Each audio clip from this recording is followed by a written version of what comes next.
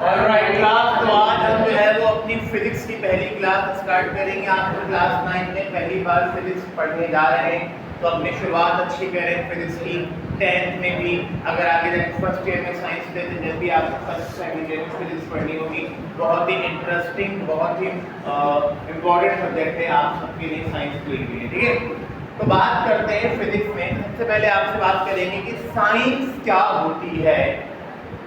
तो साइंस का मतलब है कि कोई भी ऐसी मालूमात, इंफॉर्मेशन या नॉलेज जो हमें ऑब्जर्वेशन करके, गौर व फिक्र करके और उस पर कोई तजर्बा करके हासिल की। जैसे मिसाल के तौर पे मैंने गौर व फिक्र किया कि यार इतनी गर्मी क्यों हो रही है, तो ये पहले मैंने ऑब्जर्व किया, फिर उस पर कोई तजर्बा किया, कोई नतीजा निकला और मैंने सबूत के साथ कहा कि ये ऐसे हो रहा है। यानी कुदरत के जो राज होते हैं, सीक्रेट्स, कि कोई भी हमारे इर्द गिर्द कोई अमल क्यों हो रहा है, तो उसकी दलील देना सबूत के साथ, वो क्या है? साइंस है। तो साइंस इज इंफॉर्मेशन या नॉलेज गेन्ड, हासिल होती है थ्रू ऑब्जर्वेशन एंड एक्सपेरिमेंट, गौर करने से और तजर्बा करने से। साइंस हमारे पास खास तौर से दो तरीकों की होती है, एक कहलाती है लाइफ साइंस और एक कहलाती है फिजिकल साइंस। एक कहलाती है लाइफ साइंस, एक कहलाती है फिजिकल साइंस। लाइफ साइंस से क्लियर है, हम बात कर रहे हैं बायोलॉजी की।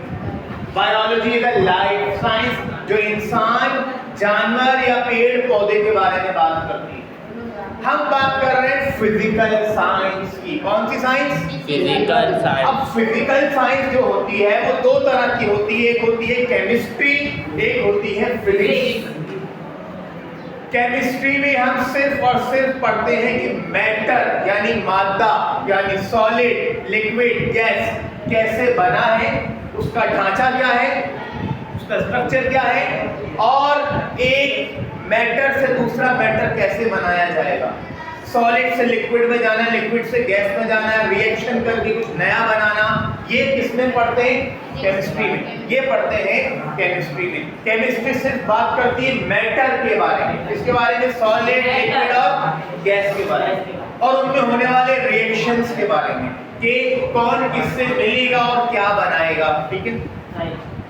अब हम जनरली बात करें, ओवरऑल बात करें, पूरी यूनिवर्स को लेकर बात करें, पूरी कायनात को लेकर बात करें, मेरे लिए, तुम्हारे लिए, कराची के लिए, पाकिस्तान के लिए, दुनिया के लिए नहीं, बल्कि पूरी कायनात में जब हम रात में आसमान पे देखते हैं तो जो कुछ हमें दिखाई देता है, जितने सितारे हमें दिखाई देते हैं, वो सब पूरी कायनात में शामिल है, पूरी यूनिवर्स में शामिल है। जैसे हमारी जमीन, हमारा चांद, हमारा सूरज और उसके अलावा रात में दिखने वाले जितने भी तारे हैं, वो सब is a part of universe, is a part of universe, जिसे हम कायनात कहते हैं।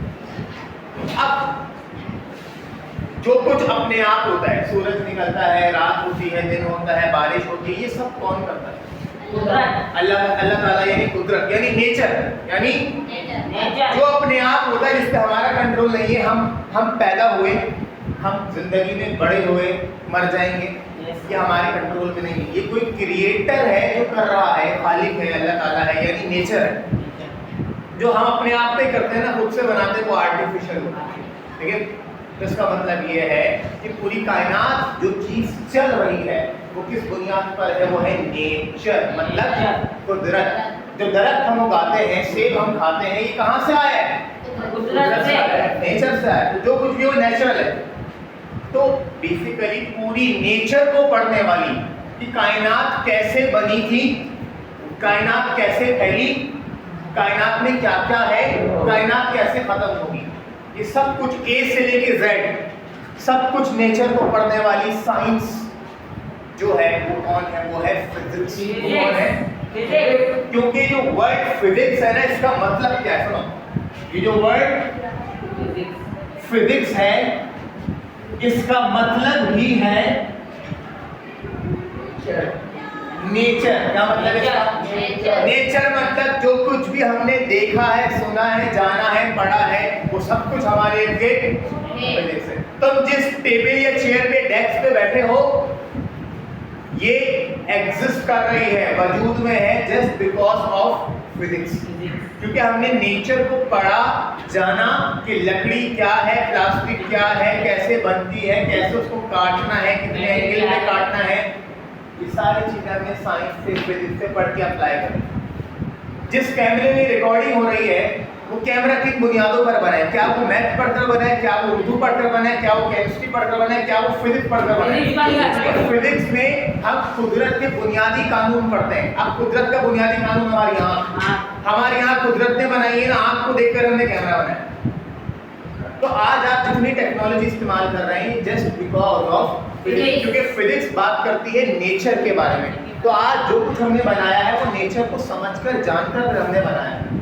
तो देखिए हमारी पूरी यूनिवर्स मतलब कायनात, जो कुछ हम देखते हैं ना, ये क्या है? सबसे पहली बात, इसमें सबसे पहले कौन है? मैटर है। कौन है? मैटर। मैटर से मुराद क्या है? मैटर से मुराद है सॉलिड, मैटर से मुराद है लिक्विड, मैटर से मुराद है गैस और मैटर से मुराद है प्लाज्मा। ये चार बुनियादी शक्ल है, सूरत है किसकी? मैटर की। लेकिन मैटर क्या है? जो वजन रखता है और जगह लेता है। हमारी जमीन में जो कुछ भी है, क्या तो वो पत्थर है, या वो पानी है, या वो हवा है, या सॉलिड है, लिक्विड है, या चौथी चीज भी है विच इज फायर। जमीन में चार चीजें, सॉलिड, लिक्विड, गैस और फायर। फायर को ही प्लाज्मा कहते हैं। ठीक है। तो हमारी जो यूनिवर्स है, जो कुछ हम देखते हैं, जितने भी प्लैनेट्स हैं, आपको पता है हमारे प्लैनेट के अलावा 8 प्लैनेट और हैं हमारे सोलर सिस्टम में, और पूरी यूनिवर्स में ऐसे लाखों सोलर सिस्टम और हैं। रात में जितने सितारे हम देखते हैं ये सब सितारे एक सूरज है। जैसे हमारा एक सूरज है जो हमसे करीब है, जब बड़ा दिखाई देता है, ये सारे सितारे हमसे बहुत दूर हैं, ये भी छोटे दिखाई देते हैं। तो ये सब कुछ जो बने हैं वो किसके बने हैं? अब मिसाल है हमारी जमीन में सब कुछ है, लेकिन सूरज जो बना है वो बना है प्लाज्मा। और बहुत से प्लैनेट है, जुपिटर बना हुआ है गैस का, सैटर्न बना हुआ है गैस का। तो हमारे यूनिवर्स में हर चीज अगर बनी हुई है तो किसकी बनी हुई है? अब भले वो सॉलिड की हो, लिक्विड की हो, या कोई प्लैनेट ऐसा भी है इस यूनिवर्स में जिसमें सिर्फ पानी ही पानी है।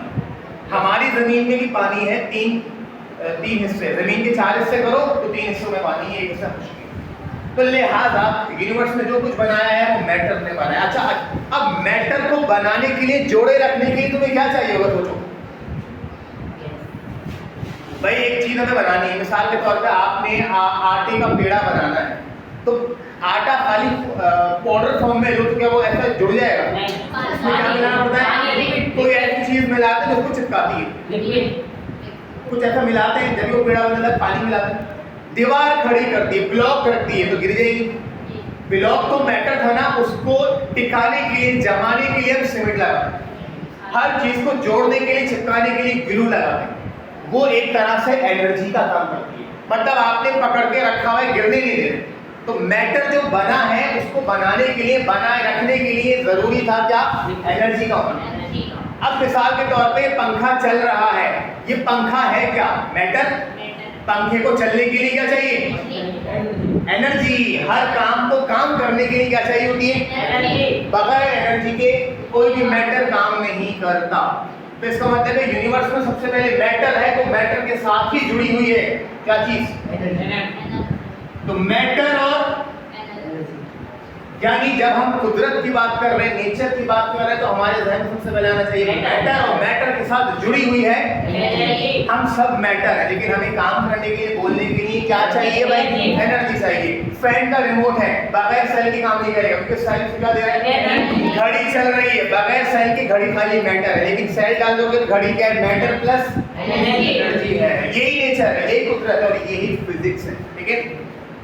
तीसरी चीज उसको कहते हैं स्पेस टाइम। क्या कहते हैं उसको? ये बहुत इंपॉर्टेंट बात है। तीसरी बात बस स्पेस टाइम, यानी फिजिक्स डील करती है नेचर से। और नेचर में कौन है? मैटर, एनर्जी और space time. Now what is space time? आप रात में आसमान देखते हैं, आसमान को कहते हैं खला। खला मतलब स्पेस। आप जमीन पर हैं, आपकी जमीन किधर है? मिसाल है आप जहाज में बैठे हैं, आप बोलेंगे मैं जहाज में हूँ, जहाज किधर है? हवा में। तो अभी आप जमीन पे बैठे हो, जमीन किधर है? जमीन पे हवा में है। जमीन स्पेस में ऐसे मौलिक तैर रही है। अगर आप स्पेस से देखें तस्वीर तो जमीन स्पेस में ऐसे ठहरी हुई, सूरज के चक्कर काट। तो हर चीज को अल्लाह ताला ने स्पेस में ठहराया हुआ। तो ये स्पेस है हमारे गिर्द, जिसमें हम चल सकते हैं, घूम सकते हैं, मूव कर सकते हैं। मैं ऊपर भी जा सकता हूँ, नीचे भी जा सकता हूँ, मैं लेफ्ट भी जा सकता हूँ, मैं हम आजाद हैं।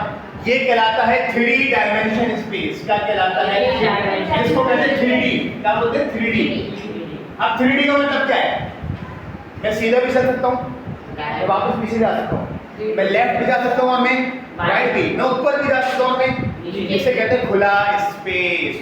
अब जिस जगह हम रहते हैं, यानी अल्लाह ताला ने जो यूनिवर्स बनाई है, इस यूनिवर्स में जो कुछ दूर दूर तक हमें दिखाई दे रहा है ना, जहाँ कुछ भी नहीं है, वहाँ कौन है? स्पेस में। मतलब अभी हम यहाँ खड़े हैं, ये तो मैटर है, लेकिन जहाँ हम ये खड़े हैं, ऑक्सीजन में अपना हाथ घुमा रहा हूँ, ये सारा क्या है? स्पेस कहते हैं, मतलब जहाँ चल सकते हैं। अच्छा, अब स्पेस के साथ जुड़ा हुआ है टाइम। चौथी चीज कुदरत में टाइम है। टाइम को अल्लाह ताला ने बनाया, नेचर ने बनाया। अब टाइम क्या है? देखो सोचो, टाइम का मतलब घड़ी नहीं है। टाइम का मतलब ये है, आप यहाँ सुबह आके बैठे और अभी तक वक्त गुजर गया, जब घर जाएंगे तो दोपहर हो रही होगी, वक्त गुजरा। वक्त गुजरने का मतलब ही क्या है? टाइम। यानी एक वक्त था, अब आप जब वापस जाओगे तो वक्त बदल चुका होगा, आपकी उम्र बढ़ चुकी होगी। अगर आप 1 साल तक यहाँ पढ़ोगे तो अगले साल आपकी उम्र में कितना फर्क आ रहेगा? 1 साल का। तो वक्त क्या है?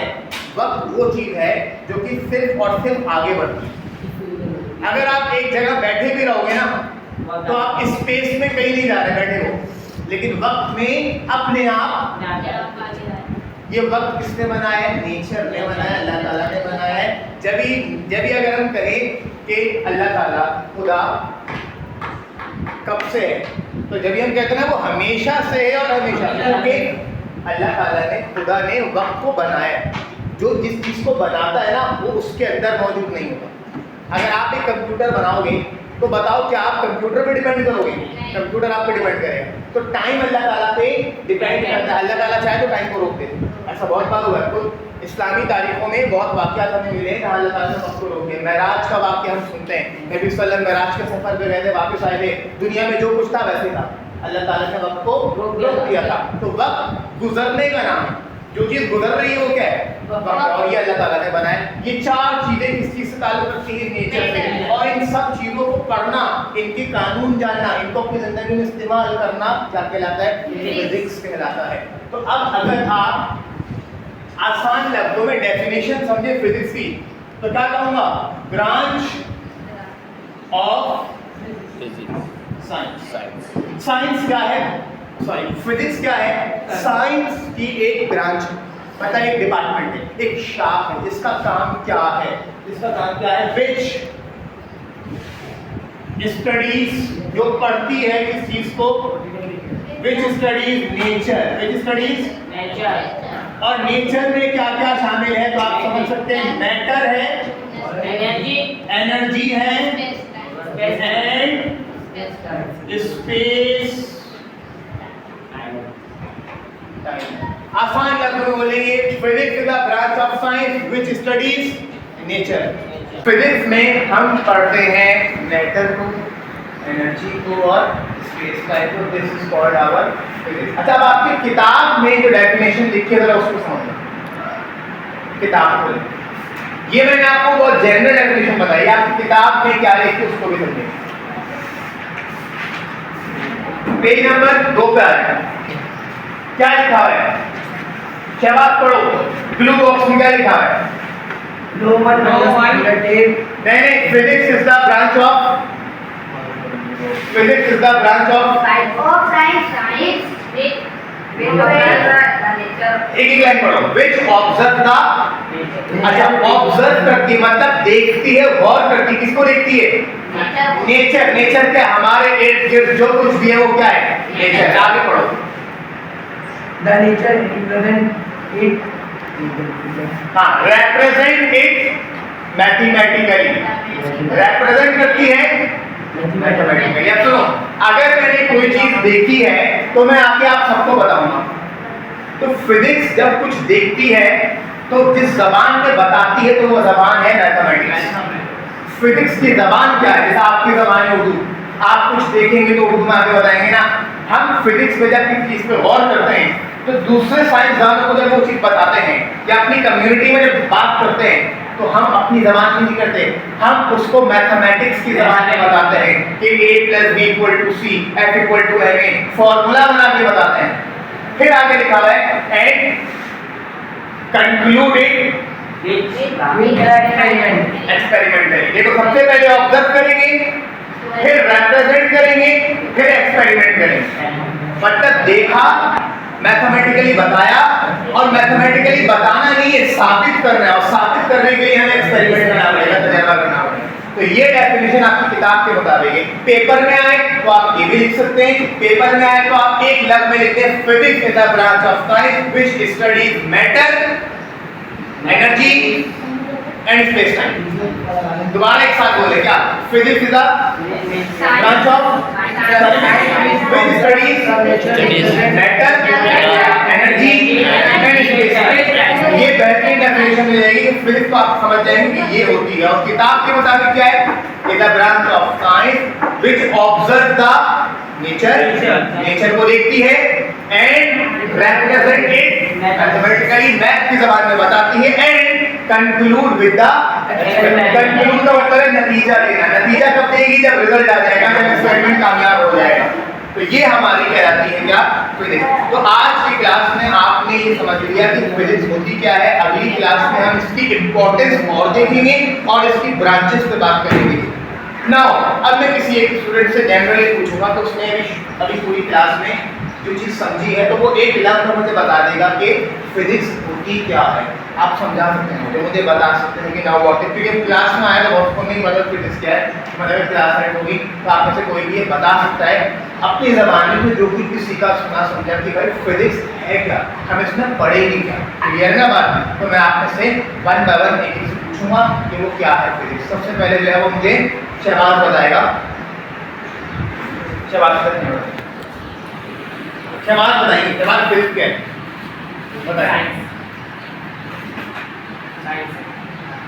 और आगे बताओ, फिजिक्स साइंस तो है, फिजिक्स में कैसी साइंस है, इसमें क्या करना है? Energy, space time, matter, energy, space time, इन चीजों को पढ़ा जाता है। तो ये हमारी क्या है? कोई और इससे अच्छा बताए? इसने बहुत अच्छा बताया, आप बताएं। आप बताएं कि आपने क्या समझे फिजिक्स में, हम क्या पढ़ते हैं? फिजिक्स में हम साइंस पढ़ते हैं, nature, matter, energy and space time, ये सब। चलो अब मुझे ये बताओ कि मैटर क्या है, मिसाल के लिए बताओ। मैटर सॉलिड, हाँ, लिक्विड, गैस, प्लाज्मा। हमारा सूरज किस चीज का बना हुआ है? प्लाज्मा। प्लाज्मा का बना हुआ है। ठीक है, वेरी गुड, वेरी